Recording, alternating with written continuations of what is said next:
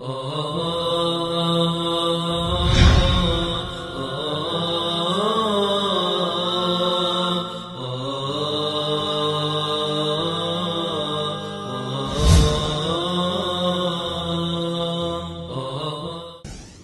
وقت آن که عاشق صدیق اکبر است، در راه دین موافق صدیق اکبر است. چون آفتاب روشن و چون صبح صادق است، هر کو محب صادق صدیق اکبر است.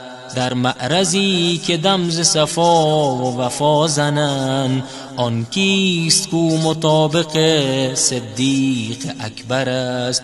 بگذار جمله در ره صدق و قبول دین، بنما کسی که سابق صدیق اکبر است. انصاف آن که خاطر شورید قاصر است، از مدحتی که لایق صدیق اکبر است.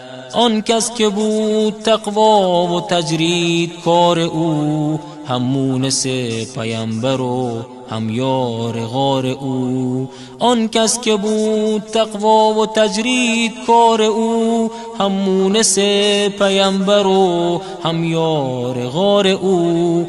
خوش وقت آن که عاشق صدیق اکبر است، در راه دین موافق صدیق اکبر است. چون آفتاب روشن و چون صبح صادق است، هر کو محب صادق صدیق اکبر است.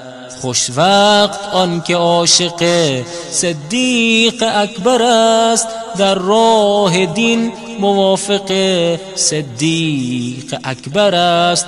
در راه دین موافق صدیق اکبر است.